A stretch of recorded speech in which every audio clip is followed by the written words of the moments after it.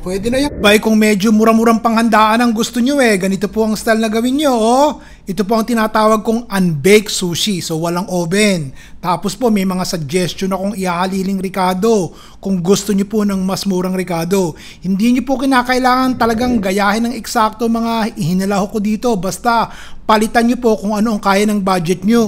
Basta pagdating po sa isda, hindi komot salmon ang ginamit ko, yun po ang itatapat nyo. Pwede rin po kahit anong malamang isda. Pwede rin po itong imitation crab meat. Pwede rin naman yung tuna sa lata, basta tanggalin nyo po yung sabaw syempre. Pwede nyo rin pong lahukan ng dinurog na tokwa, ang tuna para mas marami po magagawa nyo. Basta prito na po ang isda at luto na rin po ang dinurog na tokwa. Pag malamig na yung salmon, isama na natin dun sa ating imitation crab. Haluin nyo muna. O gagamit po tayo ng kalahati nitong cream cheese. Itong isang box, 226. So kalahati lang ang gagamitin natin ha.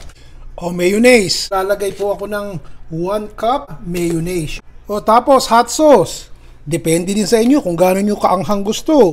Lalagay tayo ng white sesame seeds at saka black sesame seed. Natatawa ako sa pangalan purikake. Maglalagay tayo ng purikake. O halo. Maglagay tayo ng 1 teaspoon ng asukal. Lagyan din natin ng sesame oil, 2 tablespoons ng sesame oil. Tapusin natin sa sibuyas na mura. Tsaka natin idagdag itong ating salmon at tsaka imitation crab. O, ito yung bagong lutong 2 gatang na malagkit. Isasaling ko lang dito sa ating bowl at hahaluin natin, palalamigin natin. Na Pyrex. Let's coat it with cooking spray. Ilagay natin tong konti. Kung gusto nyo lagyan ulit ng purikake. Itong ating salmon and imitation crab meat. 2 layer lang ang gagawin natin. Yan.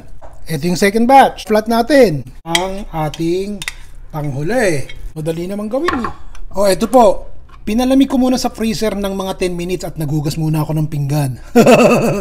O, hiwain muna natin ha. Papakita ko sa inyo kung bakit ko ginagawa ito. Painitin muna natin yan. Pag mainit-init na, lagyan natin ng cooking spray para hindi manikit. Tingnan nyo. Inangat ko. Buo na, di ba? O, ilalagay natin dyan sa kawali. Ipiprito natin ngayon yan. O, eto yung pangalawa. Buong buo, di ba? Hindi na titinag. Sige. Tutustahin natin yung ilalim niyan. So, parang bake ang dating niya, di ba? Pero kawali ang ginamit. Naririnig nyo naman, di ba? Parang chuk-chuk-chuk-chuk. Naririnig yung mga tilansik, di ba? O kung meron pa kayong budget, lagyan natin ng mozzarella cheese sa taas. Paano magme-melt yan? O, takpan natin. Titigan nyo hanggang sa matunaw yung keso, tapos hahanguin natin. Sagutin nyo tanong ko, kinakailangan nyo po ng oven? Hindi na. O, ito ang ating skillet baked sushi. O, pakikita ko sa inyo. After 1 minute, nakita nyo? Melted na yung cheese. Papatayin ko muna yung apoy ha. Ngayon, kung gusto nyo ibalik sa lalagyan sa inyong potluck, ilagay nyo ulit dito. Yung 4, 1, 2, 3, 4. Sabihin nyo, baked sushi. Kung gusto nyo naman idiretso, iserve na. O, ayan. Baka gusto nyo makita yung ilalim Taob natin, ha?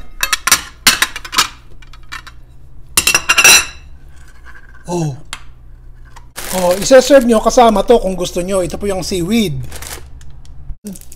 O, yun. Isubo nyo na. Sana po nagustuhan nyo itong binahagi ko sa inyo.